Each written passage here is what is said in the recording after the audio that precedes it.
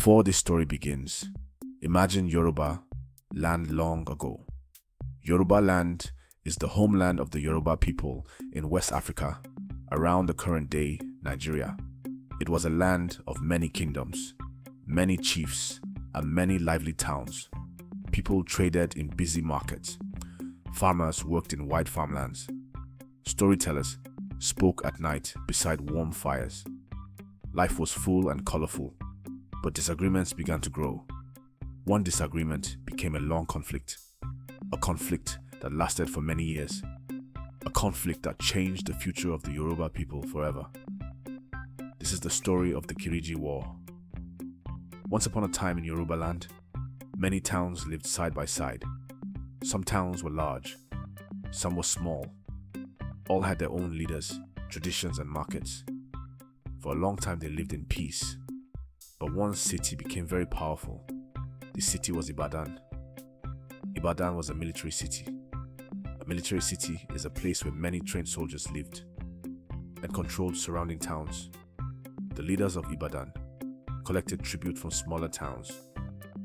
Tribute means goods or money that weaker towns had to give to a stronger city. The people of Ekiti and the people of Ijesa did not like this. Ekiti is a group of towns in the eastern part of Yorubaland. Ijesa is another group of towns close to Ekiti. Both groups believed the tribute was too heavy. Many families felt that they had lost their freedom.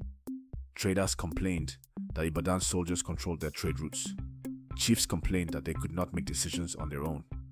Tension increased across the region. One day, a young chief named Fabunmi of Okemesi decided to resist. Okemesi is his hometown in Ekiti. When Ibadan soldiers behaved harshly in his town, Fabunmi stood up to them. His bold action encouraged many Ekiti towns to do the same. They wanted fairness. They wanted respect. The towns soon formed a united alliance. This alliance was called Ekiti Parapo. Ekiti Parapo means the people of Ekiti have joined together. They stood as one group. They stood with one voice. Later, the Ijesa towns joined them. With their support, the alliance became stronger. They then chose a famous commander named Ogedenbe Agbogumboro of Ilesa. Ilesa is the main city of the Ijesa people.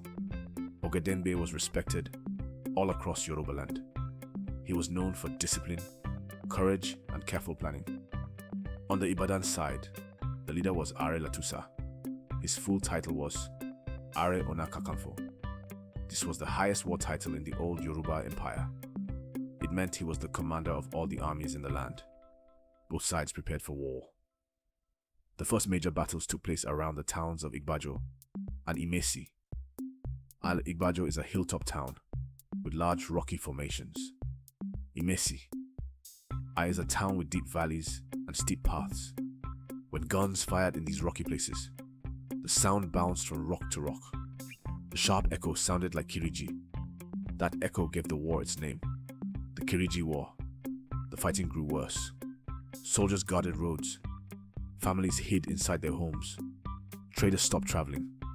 Farmers could not plant freely because the fields were dangerous. The war spread through forests and hills. It affected many towns. Trade collapsed. Trade is the buying and selling of goods between towns. With soldiers on the roads, trade became impossible. Many people suffered hunger. Children asked their parents when peace would return, but peace did not return quickly. The war lasted 16 long years. From the year 1877 to the year 1893, entire childhoods passed during the conflict. Some children were born and grew up knowing only war. It became one of the longest wars in African history. During these years, the Ekiti Parapo army stayed in Imesi. The Ibadan army stayed in Igbajo. The land between these two towns became the main battlefield. Smoke often filled the air. The hills shook with the sound of gunfire. Fear spread through many homes. While all of this was happening, the British were ruling Lagos. Lagos had been taken by Britain in the year 1861. The British relied on trade routes through Yorubaland. When the Kiriji War blocked these routes, the British became worried. Their business suffered. Their influence weakened. The British governor at the time was Sir Gilbert Thomas Carter. A governor was the top British official with the power to use soldiers and make political decisions. Gilbert Carter believed the war had lasted too long. He believed the Yoruba people needed peace. In the year 1886, the British called both sides to a peace meeting. A peace agreement was signed, but small fights continued. Finally, in the year 1893, Governor Carter signed a final treaty with the Yoruba leaders. A treaty is a written agreement that all sides must obey. This treaty ended the Kiriji War completely. After the war, the British increased their control over Yoruba lands. This began the period of British colonial rule. The leaders themselves had different endings. Ogedembe Agbogumboro survived. He returned to Ilesa. The British recognized him and gave him the title Seriki of Ilesa. This meant he remained an important leader. He lived until the year 1910. Fabunmi of Okamesi survived. He continued living in Okamesi. He remained respected, although he no longer had the same political power he once held. Arilatusa did not survive the war period. He died in the year 1885, before the final peace. His death weakened the leadership of Ibadan. Sir Gilbert Carter continued his career as a British administrator and later became governor in other British-controlled territories. When the war ended, families began to rebuild their lives. Homes were repaired, markets reopened, farmers returned to their fields, children played freely again. Life slowly returned to normal. Today, the Kiriji War is remembered as one of the most important moments in Yoruba history. It showed the strength of unity among smaller towns.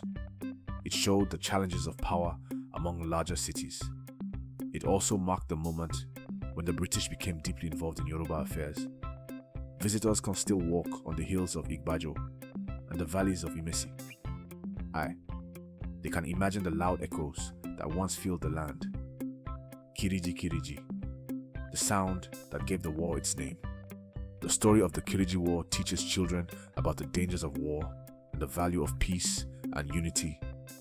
The long conflict of the Kiriji War changed much more than the hills and towns of Yorubaland.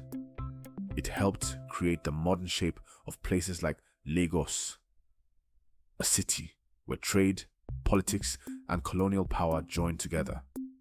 Because the war made trade unsafe, foreign powers grew stronger in coastal regions and stepped in as peacekeepers, paving the way for British colonial rule. Today in Lagos and its surroundings, you can still find relics, old colonial buildings, treaty sites, and traditional compounds that quietly remind us of those years of struggle and change. These relics help people remember how peace was won and how the current Yorubaland was built from a past of conflict. The end